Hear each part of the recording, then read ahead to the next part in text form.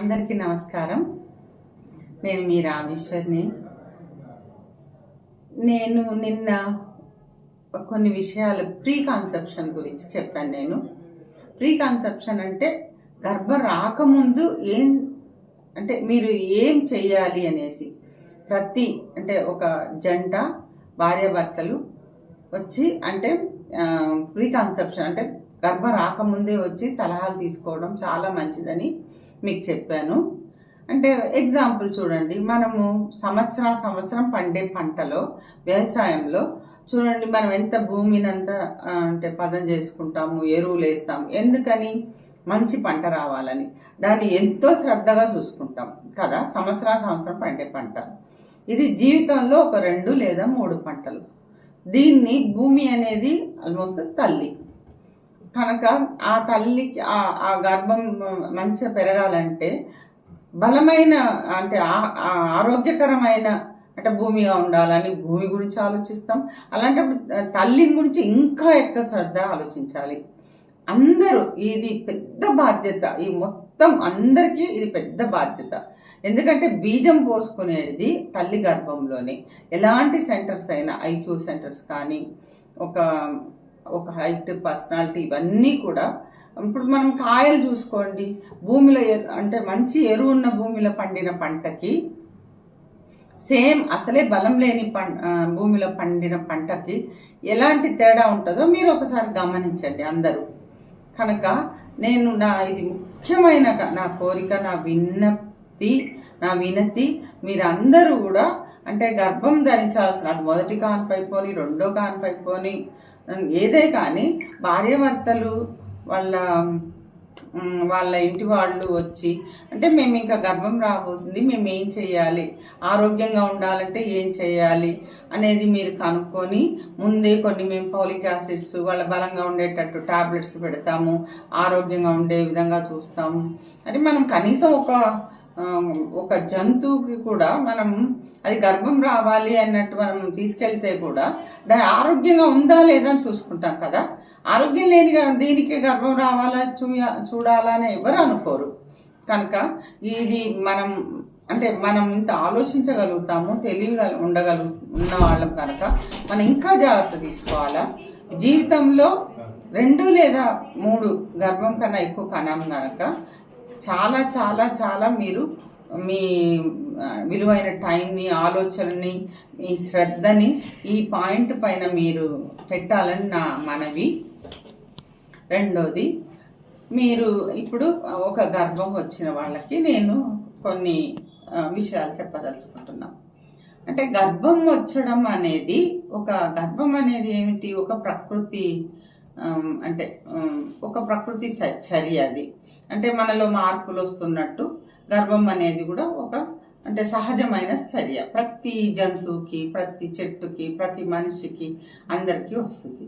దానిలో అది ఏదో రోగం వచ్చినట్టు ఒక ఫీలింగు అవసరం లేదు. అంటే దాన్ని ఏం చేయాలి అంటే అట్లా ఏం చేయాల్సిన అవసరం ఏం లేదు. గర్భం అనేది వచ్చిన తర్వాత మామూలుగానే మనము సరే డాక్టర్ని వెళ్ళి కలిసి అంటే వాళ్ళ సలహా తీసుకుంటున్నాం, కరెక్ట్. అవన్నీ అంటే అది ఏదో భయపడిపోవాలి, ఏదో అంటే ఒకలాంటి టెన్షన్ స్టార్ట్ అవుతుంది. అటు తల్లిగారు వాళ్ళ ఇంట్లో కానీ, అత్తగారు వాళ్ళ ఇంట్లో కానీ అంటే ఏవో రెస్ట్రిక్షన్స్ అన్నీ చెప్తుంటారు. ఇది తినద్దు, అది తినద్దు, ఇలాంటివి తినద్దు. ఇవన్నీ కాకుండా మీరు డాక్టర్ని అడిగి సరైన సలహా తీసుకొని అన్నీ తినచ్చు అనేది మా అలోపతిలో చెప్తుంది.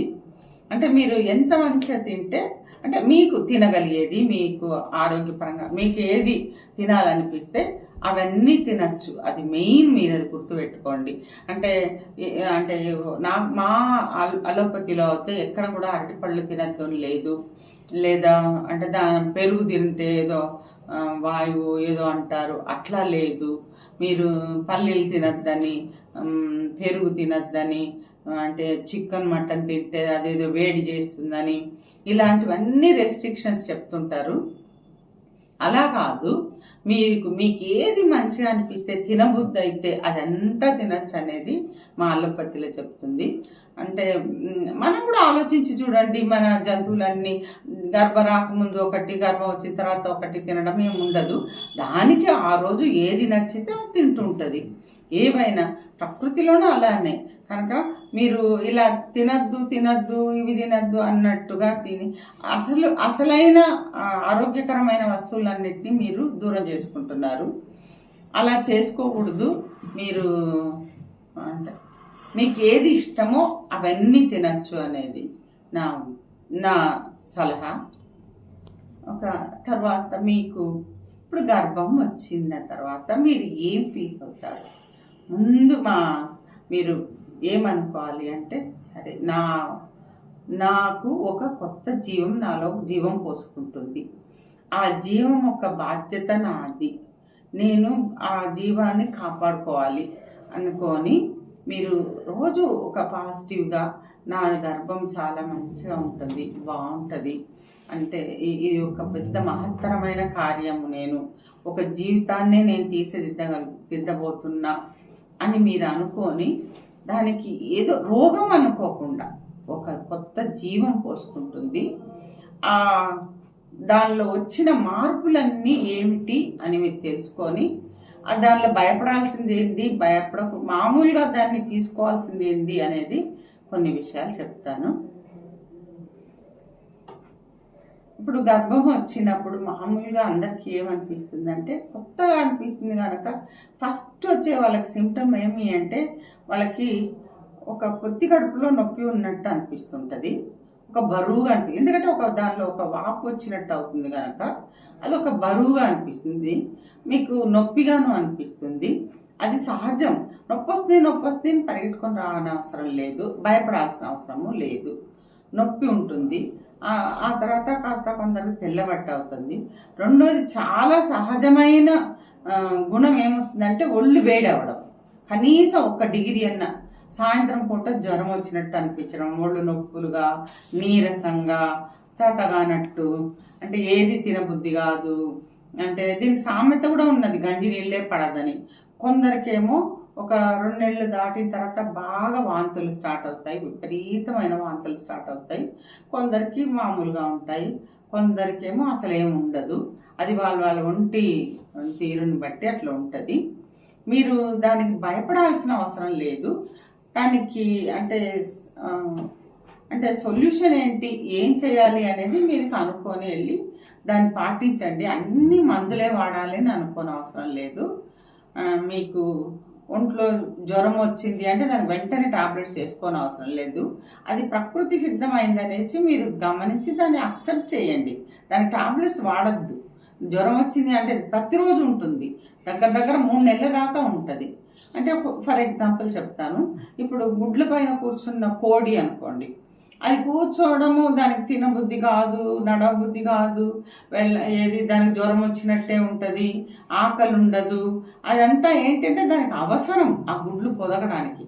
అట్లాగే ఈ ప్రెగ్నెన్సీలో అది విచ్చుకునేదాకా 3 months ఆ బేబీ బయటకి తయారయ్యేదాకా వాళ్ళకి వేడి అనిపించడము, వాంతులు వచ్చినట్టు అనిపించడం, తినబుద్ధి కాకపోవడం, ఒళ్ళు నొప్పులు, ఇంట్రెస్ట్ లేకపోవడం, నీరసంగా అనిపించడం, ఇవన్నీ భార్యాభర్తలు వంటగా అనిపించడం, ఇవన్నీ సహజమైన మార్పులు.